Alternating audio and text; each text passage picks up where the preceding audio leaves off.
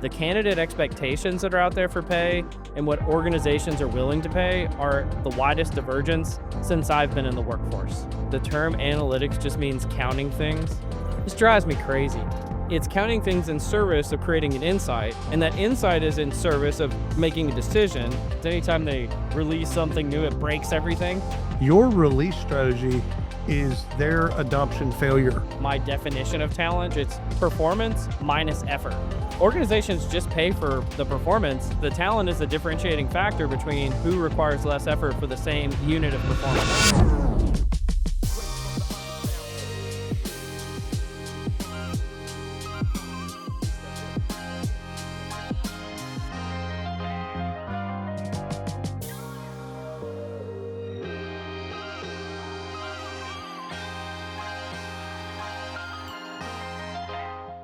This is William Tincup, and Cole's with me today. Cole, how are you doing? Good. How are you doing, William? I'm doing well. Would you please introduce yourself to the audience? Should I go through all my bona fides? I would dare you to do that. Yeah. All right, do we have 20 minutes? No, just give us the name, rank, serial number. You're right. So, background in IO psychology, currently the chief people intelligence officer at HR Bench. That's new, by the way. Yes. I don't think we've chatted since then. No. Author of the book People Analytics and podcast host on the Work Defined Network for Directionally Correct. And he has a wonderful Substack. A really wonderful Substack. Thank you. Yeah. And the founder of the Data Driven HR Academy. Oh, good. We're gonna keep going. We're going to get... I see where you're doing it.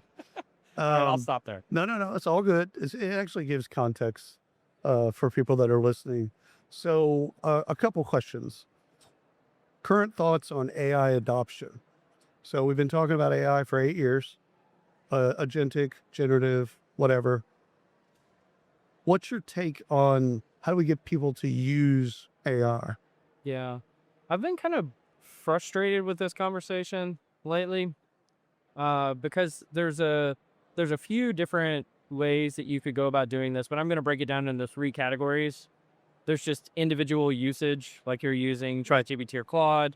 There is the kind of the out-of-the-box AI that comes from the vendors kind of on this floor. And then there is the orchestrated use of AI agents that are likely built in-house on top of your own proprietary tech stack. And when organizations are talking about the huge lift that they're getting from AI, it's usually in that 3rd category. But when people are talking about using AI, they're usually talking about the 1st category. And so it's a conversation of people talking past each other that I think needs to get clarified. I couldn't agree more, quite frankly. And again, I kind of like when people love ChatGPT and don't like Claude, or like one over the other. And I'm like, choose your sycophant. Yeah. This one's better than the other. I'm like, yeah, okay, if you say so. Sure. That's great. Yeah. How do you recharge your battery, your innovation battery? So we all kind of go through slumps. You get down, get tired, etc. So how do you go about that? I'm a little bit different than most because I think I just try to choose a forcing function of like doing something else that forces me to do this. So writing the book was one, building the academy was another. What I'm doing with HR Bench is frankly another that I'm kind of undergoing right now. And it just forces me to be up to date. Right. I mean, I'm like you. In a lot of respects, I talk for a living. And you've got to be doing what's on the bleeding edge if you're going to speak about it publicly. There is no net. You're on the Hire Wire Act. And so it forces me, like my most recent journey actually is on a personal level, is just reconstructing my entire life around Claude Cowork, Notion, and Google, the G Suite, and how I can use those 3 things to like never copy and paste something again. And that has been a fun and also labor intensive, and also like there's been a lot of waste, but a lot of good. And I think when you hear people talk about it publicly, they only talk about the good or they only talk about the waste. And really it's a mixture of both. You got to put in the work to then get to the outputs that you like. And oh, by the way, that's not ever done. Maybe every 3-6 months, you got to kind of. Correct. Well, the funny thing is anytime they release something new, it breaks everything. 100%. I used to tell this to software vendors all the time. Your release strategy is their adoption failure. Yeah. So you're really charged up, especially in SaaS. We're going to release every month. We're going to release every quarter. We're going to release every week. It's like you release you're that change management that that your customers have to go through is intimidated. Yeah. I'll give you an example from the podcast, actually. I created all these tiles in Notion for each one of my episodes. It has all my notes all aggregated in one place. It's all automated. And I got up this morning and it had automatically duplicated everything. Do I need 2 copies of every episode? No. No. But Claude Cowork just decided that I needed that. Well, that's interesting. Yeah. I mean, it could be doing something preemptively. Yeah, I don't know. It's We're going to also download this or upload this to another area in case you lose something. yeah, some redundancy there. Or they're watching the weather patterns and knowing that tornadoes are coming. Yeah. Great. We've created a bomb shelter for you. It's like, whoa. Yeah, well, you didn't need it. Well, actually, technically, you did. Yeah, you might. You might. So let me ask you a recruiting question. I know it's a little bit outside of the things that you study, but what do you think the hardest thing in recruiting is right now? Well, I just came in prep for this to the SHRM Talent Trends presentation where they were going through all the research. And the interesting thing to me that I saw that was different from most of my career is pay has always been an issue, Right. but it's really an issue right now. And I mean meaningfully different than the past, because the candidate expectations that are out there for pay and what organizations are willing to pay are, as far as I can tell, the widest divergence since I've been in the workforce. And I don't know how organizations are going to navigate that, but I'm sure here at SHRM we're going to figure out how.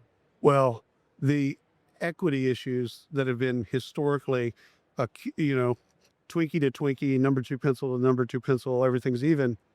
AI, if someone can do the job in 8 hours, so do 40 hours or 50 hours of work in 8 hours versus someone that has to do 50 hours of work in 50 hours, they're doing the exact same job. They're not equals. Correct. So how do you ever get in front of that pay inequity? You know what's interesting, because this is called SHRM Talent, and in my book I talked about my definition of talent, and it gets to exactly what you're saying, which it's performance minus effort, right? So organizations just pay for the performance. They don't care if you spent 50 hours or 5 hours. Not at all. Right? Not at all. And so the talent is the differentiating factor between who requires less effort for the same unit of performance. If you truly want work-life balance, get faster at doing the outputs. Just find a way to do the efficiency so that you can spend more time hiking, scuba diving, whatever you want. What's keeping you up at night these days? Well, I'll say in the recruiting space, since we're here, I think one of the things that's keeping me up is the skills divergence of what is necessary for human beings to be able to have the jobs of tomorrow. And then I would say their personal or their employer's willingness to build those skills to be ready for tomorrow. I see that, again, a great divergence going on where the ratcheting up of the skills that are necessary to do any particular job or occupation is going through the roof, but the willingness of humans or their employers to build those skills is not on the same plane. Right. And so it's a recipe for failure. Right. Well, I saw on Instagram the company's name Palantir. Palantir. Thank you. The CEO basically said the future of work looks like this. Either you're going to be a skilled laborer and go into one of the trades and go there, or you're going to be neurodivergent, ADHD, autism, anything that's neurodivergent. Right there with us. Because because you think outside the box, Sure. and so it's kind of scary Yeah. for like our kids and stuff like that. If you don't fit one of those categories, there's not really a great future for you. I did have another question that I wanted to ask about workforce analytics, because you've been doing it since the beginning. Thank you for taking me back into my ecosystem. It's important. So, what do people get confused? Because it's a big overarching everything. and it can be something really, really small. So what do they get right and wrong when they talk about workforce analytics? Or how would Well, you like for them to think about yeah, workforce yeah, yeah. analytics? I think there's this confusion. This has plagued me for decades. So just give me a chance to vent here for a second. Is that the term analytics just means counting things? Yeah, It drives me crazy. yeah, yeah. And so they're like, yeah, you see, we counted a bunch of things. There's the We dashboard. did the analytic hole. No, Don't you love it? analytics means there's just analysis. And so there is the process of counting things. It's not like it's devoid of that, but it's counting things in service of creating an insight, and that insight is in service of making a decision, and that decision is in service of creating ROI for the business, and the quantification of that entire process is analytics. And I don't know if I could do a PSA, that would be it. Connecting all those dots. So not just doing one part or the other, but doing the work of actually connecting all of those dots. Well, see, like I get accused of being a nerd sometimes, which is probably not wrong. No. But the reality is people think that people in my role should just sit in the back room and crunch numbers all lab day. coat. And if you describe that entire value chain I just described, there is some of it that's backroom type of activities, but there's a lot of front of the house stuff that needs to go on. And just to give an example, like I said, I was just at a presentation for this, and there were two researchers up there, and I could tell one of them was like the talker researcher, and the other was the data cruncher researcher, and they needed both of them to be able to convey, because if the data cruncher was talking too much, eyes were glazing over. Someone said standard deviation, and the crowd kind of started to drift a little bit. Exactly. Yeah. And the reality is the onus is on all of us to be both. Right. Right. And again, that's going back to skills. That's an upskilling challenge, because what every one of those people was taught in their education is just get good at one of these things. And the reality is, and maybe this is what the Palantir guy was saying, is, it's these crazy, creative types that boundary span that are going to kind of own the future. And I do agree with that. I don't think it's necessarily just going to be neurodivergent people. Is everybody else going to be, a skilled tradesperson? I'm not sure.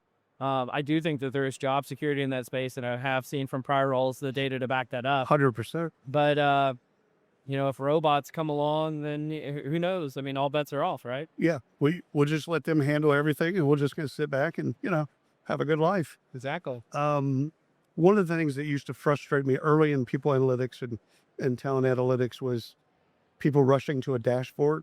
Yeah. And it's like, okay, is the dashboard telling me red, yellow, green? What's it telling me I need to do? So it didn't forecast. It didn't tell me what to do. It was like, it's great. We have this, but again, that's rendered. It comes from all these different databases. I mean, it's kind of like the Vizier story, business intelligence, right? So BI, fantastic, great dashboard. But what do I do with that data? Yeah. The funny thing, my riff on business intelligence is it's neither business focused nor intelligent. So it's like, is that something you really want to aspire to be? No, I say all that to say that a lot of people, they think about it like they think about watching a weather forecaster, right? And when you're watching a weather forecaster, he's going to tell you, or she's going to tell you, is it going to rain today? And yeah, and what percentage and how fast the wind is blowing. Is it sunny or cloudy? And really everybody just wants to know, do I need to bring an umbrella? And that's what they want out of their dashboards is, do I need to bring an umbrella? And if your dashboard doesn't tell you that, it's essentially useless. That's right. In Texas weather, you just always keep an umbrella in your car. Yeah. Because it's either going to be 110 degrees or it's going to be a downpour. Yeah. Just pick one. There's no in between. Flip a coin. I think that the weather forecasters, my dad used to say this when I was growing up. If you want to know the weather in Texas, go outside. There you go. Now you know. That's the weather. But what are you seeing in this space, William? A lot of confusion, a lot of talking over practitioners. Instead of engaging practitioners and finding out what they really are struggling with, I think we're doing the same thing we've done several times with on-prem to SaaS, with responsive design, with social, with what we're doing now with AI, and what we'll be doing with AI forever is learning from them how they need to use it. Yeah. And doing a better job of training them. Like if you want people to use your AI, the third bucket that you mentioned earlier, you've got to sink a lot of money into training. And if you do, that's the stickiness. They'll use it, they'll hack it, they'll come up with different ways for it to do stuff for you, and they'll never leave you. I'm curious, how do you stay up to date with practitioner needs? Talk to them. Talk to them. Yeah. Talk to them and have frank conversations, both online and offline, of just like, where's the pain and where's it hurt right now? Tell me if you've noticed this. Something I call the conference speaker effect. So at least in the analytics realm, I know all the big players. We're all friends, and I see them speak out on stage, places like this. And one of the things I notice is there's a great divergence between our private conversations and their public persona as to like what's really happening. And you would see them present on stage, just be like, man, I should be doing that. I should be doing that. And then you talk to them privately and you say, oh Yeah, God, don't no do one's- what we're doing. No one's doing that. And so how do you, because if you realize that there's like a function going on there, it's so much more important to get the private information than the public information. How do you personally sift the wheat from the chaff? So everyone for years, people have asked me, who does this well? So let's just say talent analytics who's doing it well? And my canned response is, you'll never know, Yeah, because they'd be fools to tell you, because Because there's so much wisdom in that. because it's a competitive advantage.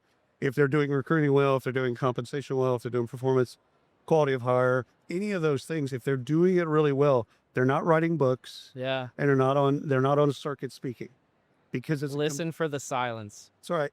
So you actually have to do that. You have to look for the people that aren't talking. And in Texas, we have that phrase of I hear what you're not saying. That's the bit. So if they're out on the circuit, they're not the people to actually follow. This is why I talk to you, William. You've got the best nuggets. They could be doing cool shit. Don't get me wrong, but they're not the actual ones that are truly innovating, because they're not allowed to. When I've been on this kick lately of talking about intelligence rather than analytics, and the purpose behind it is like a lot of people confuse intelligence. They're like, is it business intelligence, or is AI. it IQ, or is it AI, which is Yeah. intelligent? And I've been talking about the intelligence practices that like intelligence agencies use, and specifically what they're looking for is smoking out the silence. Yep. How can we find the secret information? Well, that's how you find black holes. Exactly. You Exactly. you look for where it's dark and where it stays dark. And so I think for the people that are listening to this, the important thing is get the right kind of, it's not just, data is fine. Data is great. But getting the data that gives you a level of intelligence about things that are not public information is really a key differentiator for you moving into the future. So can we say something is intelligence, and like I think, is it a leading indicator or a lagging indicator? And here's where I'm coming from. It's like what you leave behind, whatever that is, your legacy of sorts. You could say you're the best at whatever, but it's really up to other people to say that you were the best at whatever, right? Yeah. And you're no longer there. So is it really intelligent or intelligence unless we do something with it? And I'll tell you where it come from. When I used to do user adoption consulting, I would tell people a feature is not a feature unless someone uses it. Yeah. So intelligence isn't intelligence unless you do something with it. Other than that, it's data, it's an input or an output, but let's not call it intelligence. Sure. Yeah, I'm pretty sanguine on the difference between kind of a leading and a lagging indicator, in the sense that I believe both have their place in providing actual actionable decision-making capabilities. So like an example would be, something that happened a long time ago, but could still have Right. impacts today, is like, who killed JFK? That would be a lagging indicator. Right. But it would actually probably tell you a lot about how the world works if you really knew the answer, right? And a leading indicator would be like, who are they going to kill next? I don't know. But that would be really meaningful information. It would be. Yeah. Especially if you could predict. Now we could go and wager, which would be great. Make Got a money off cow of it. sheet. Hell yeah. We'll go and bet 365. Yeah. Lay down some money. Cole, how do people get in touch with you? How do they reach you? Easiest way is LinkedIn. Obviously, you can find the podcast, the newsletter, all the stuff I'm doing at HR Bench, buy the book, all the Data Driven HR Academy, but Substack, podcast. Substack. Find me through William. William's actually kind of my interpreter. If you want to get in touch with me, you find him. Then I put you on Slack. Cole, somebody just wanted to talk to you. Well, I Please got reach out to him. screen him out, please. Please, please. Alrighty. Thank you for being here. Thank you for carving out time for us. Thanks for having me, man.